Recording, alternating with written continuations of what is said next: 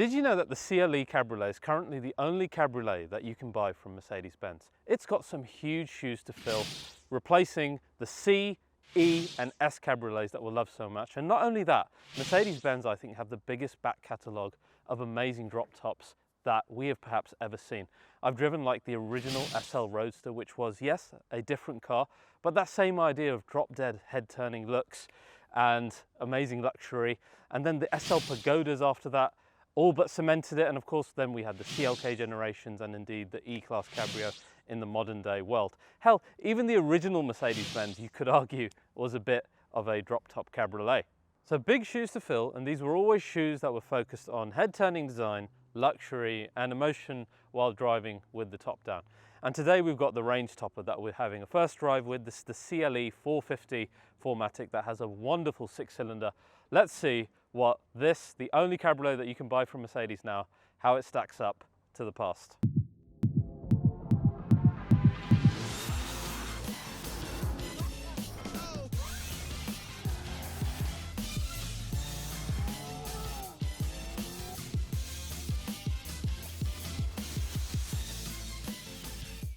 So guys, today's episode of RBR is sponsored by our partner Incogni. Now, if you're a private person like I am, I don't like to share what I'm doing in my life, where I live, anything to do with my personal data, then this service is going to be hugely interesting to you, particularly if you are in the USA. Now, a lot of people have been victim to data breaches and their data being sold. I don't know if you know this, but there's such thing as data brokers out there who literally take the data they find out about you online and through other methods and sell them to other companies, to financial institutions, wherever they can make a buck. And that is where Incogni steps in. And I was actually shocked when I signed up and I found how many places had even my data online. And it took less than a week for Incogni to start shifting through and removing this data, because it is your right to do this. You are allowed to request to do it, but imagine how long it would take you to do it. And that's where Incogni comes in, and they handle the entire process. You get consistent updates on their website, and it tells you how they're progressing, how much is left in terms of how many more websites they have to go through, how many more brokers they have to approach. It's actually really, really easy to do. And if you're in the USA, I didn't even realize this, but you have this people search thing that you can do out there in these websites, and you can literally find people's addresses, which I think is insane. Again, Incogni will help you guys out there in the States with this and remove your data from those type of websites. So you just got to do it. So guys, if this is of interest to you, head over to incogni.com/remove, and you can use the code remove and you will get 60% off this service. It's quite ironic because now you can remove your data before you race, or yeah, something like that. So that's Incogni helping us protect our data and our privacy. Huge thanks to them for supporting RBR and this episode, and to you guys for always supporting our sponsors. I hope this was useful. Let's head back to the car. So guys, we've established that the CLE Cabriolet has some massive shoes to fill, particularly being the only one that they sell now. And we've also covered in our last few CLE reviews how this car basically takes its modus operandi from the new C-Class more than anything else. And that is particularly with regard to the interior that is basically a copy-paste of the 206 generation. It does still take some things from E-Class, like the larger dimensions, particularly on the outside and the inside, with this car being longer and as wide as that generation. We've also got more space on the inside like the E-Class had, and more importantly than any of that, unlike the C-Class that's lumbered with a load of 4-cylinder engines, we at least have the option of having a lovely 6-cylinder as the range topper, which is our car today. And of course, the idea was to give the C-Class customers more luxury and give the E-Class customers more sportiness like the C always had. How successful is it with this? We're going to discuss today.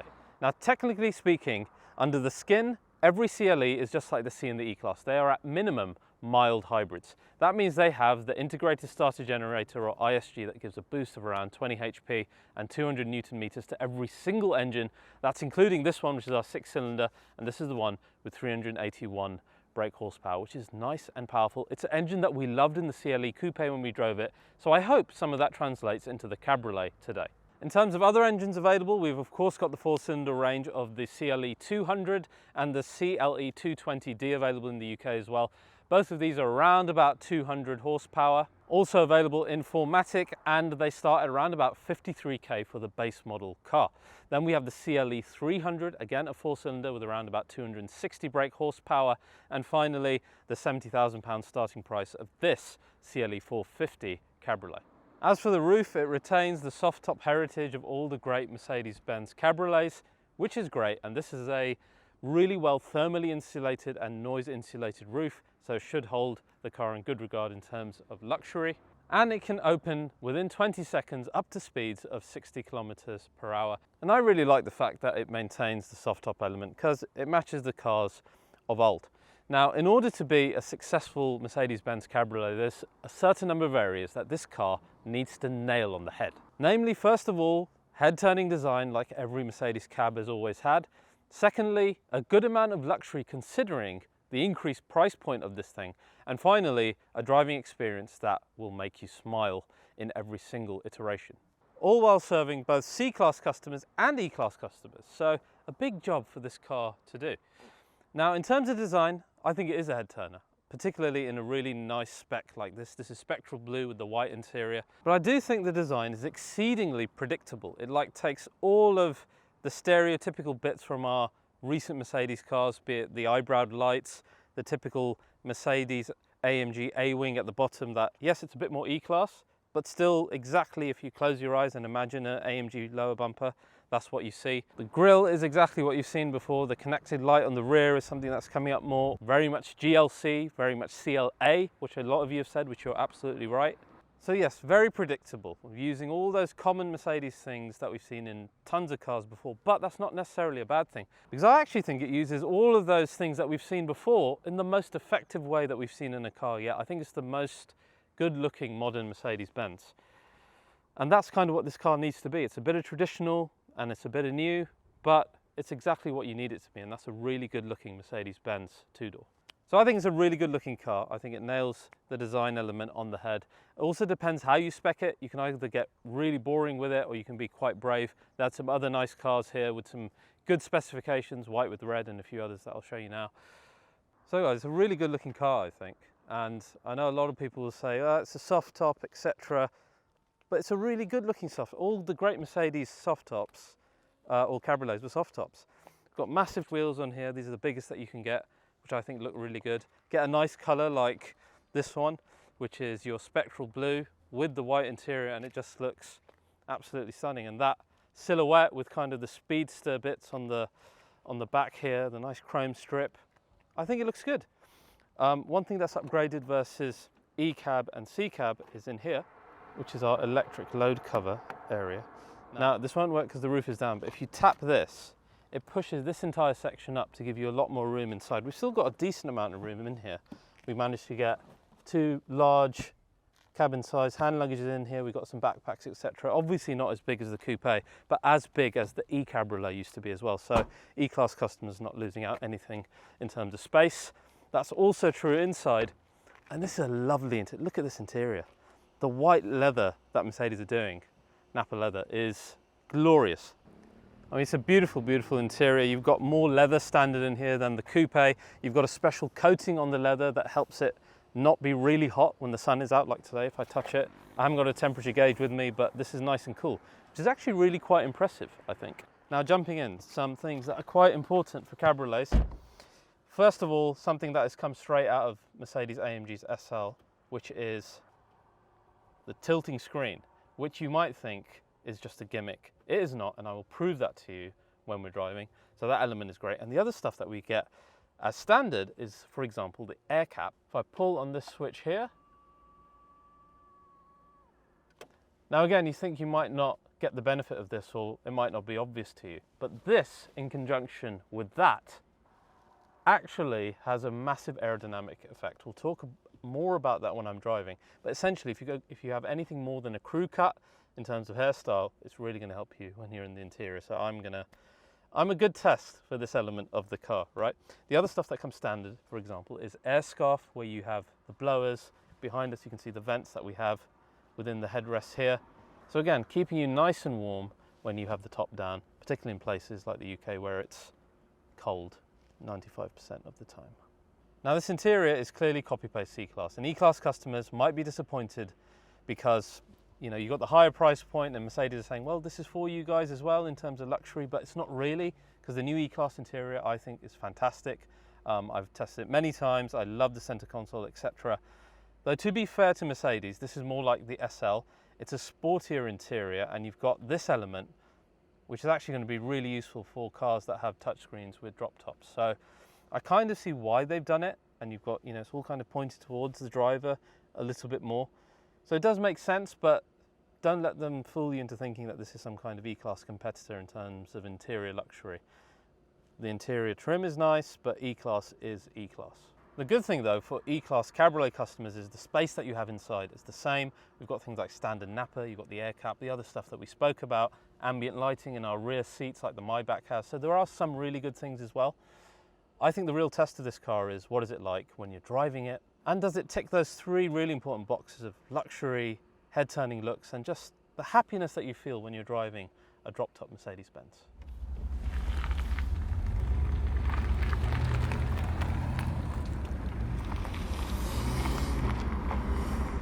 Right guys, here we go. Got the air cap up. The goal here is to preserve my hair by the end of this video. Let's see if we can do it. So I actually think it's a really important test of a luxury cabriolet, just how cosseted you can keep the passengers. And I think the air cap's doing a pretty good job. Yeah, I'm getting a bit of wind ruffle, but generally I always say wind is my kryptonite because of my hairstyle. I'm pretty unbothered here, and remember we're right next to the coast as well, so there's extra wind, etc. here. So, in and around on normal suburban urban areas, it's going to be even better. My initial impressions of the 6-cylinder. Again, such a great engine, this one. It's been upgraded, a little bit more power. You've got the mild hybrid boost as well. You've got the sound augmentation within the system here that you can either turn on or turn off. It's all through the speakers, but gives it quite a nice, powerful engine sound, actually. I think that's important, because where you've got a nice engine that's really quite responsive, you want to have a bit more emotion, why not? Every other manufacturer's doing it now. And it just augments this a little bit and adds to the whole smile on your face while having the top down. So the engine very responsive, the gearbox more relaxed as you would expect it to be in a standard Mercedes-Benz, so don't expect AMG shift times with this. And that's a really key thing, because a lot of people will be comparing the 450 to the 53 CLE, and the devil's going to be in the details, where I'm sure the 53 is going to be faster shifting, etc. Whereas this versus the 200 versus the 300 versus the 220D, the basis in terms of gearbox, suspension, etc., all exactly the same. This is what it's all about with the Mercedes-Benz Cabriolet. You have the roof down, beautiful day, going through Europe on a nice little road trip, or just on the weekend, puts a smile on your face. This is why they were so successful over the ages with the SLs, with the E-Class generation of cabriolets that have continued in and through the E and the C classes. I really do like the way the 6-cylinder sounds. And now in this car, the suspension is a more modern suspension. It's better able to deal with bumps in the road. It's a bit more dynamic when you want to be sporty. The steering's really nice. All of these things helping versus the previous generations. And for my money, I just think it's so much better looking than the E-Class Cabriolet and the C-Class Cabriolet were. I don't think it's quite on the level of the S-Class Cabriolet, nor should it be. That was an amazing car, but it gets close on the exterior. It has the muscle and kind of the nice extended shoulders of that car that made us love it so much. And it's nice having your mod cons as well versus the previous cars. You've got massive heads-up display, driver zone with all the different styles in there, and then when the sun is blaring down on the screen here, as you can see now, then the screen makes sense like it did in the SL. Pull it this way and you get an unfettered view of what's on your screen here, which is great. I think the CLE 200 and 300 will fare really well in terms of this cruising ability that this car has as well. The 6-cylinder element is nice, but it's not a make or break, I think, for this. It's this entire other experience of the nice supple suspension, the luxury element we have, the technology element we have, the seating, this open top experience, all of that still exists in those 4-cylinder cars as well. Well, yes, this sounds good, and it's actually quite quick as well. It's by no means a make or break thing. The modern Mercedes has really matured in terms of suspension and steering, which is good because the price of these cars have gone up so much. It's important that the general basis of them have improved commensurately as well.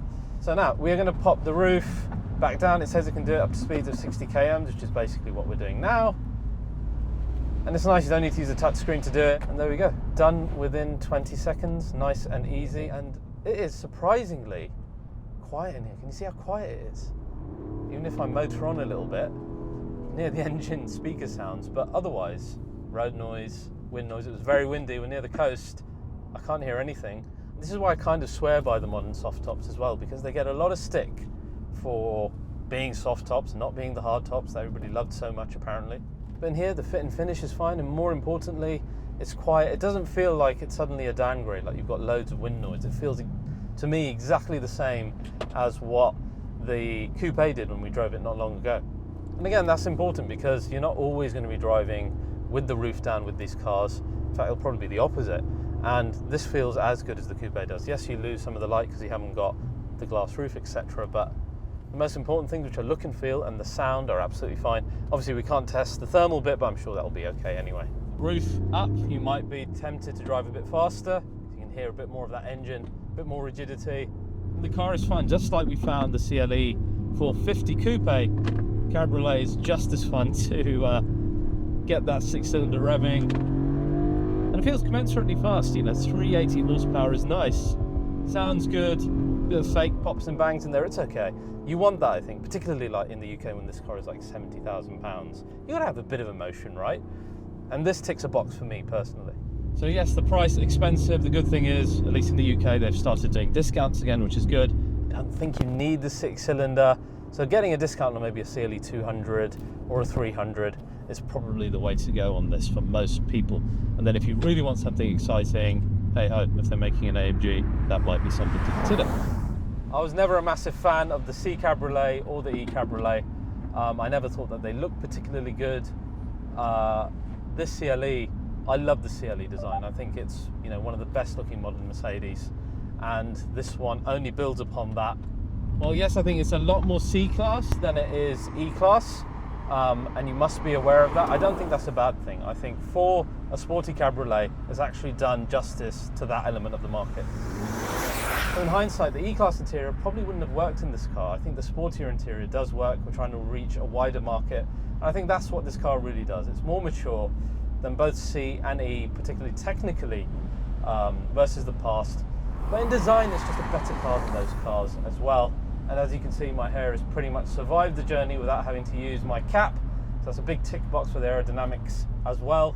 And while I think you could get any engine and you would still get the full enjoyment of a Mercedes Cabriolet, which is the, you know, head-turning looks, the luxury, and the enjoyable driving experience, I do think that the 6-cylinder is simply the best choice because it's just a lovely, responsive, mild hybrid engine that just suits the character of this Cabriolet, the sportier, more muscular character, better than the other engines does. So I've really enjoyed driving this. I hope it's been useful if you're considering the CLE Cabriolet. And if it has, please do like and subscribe to RBR, guys. It's always massively appreciated. And I will see you guys next time.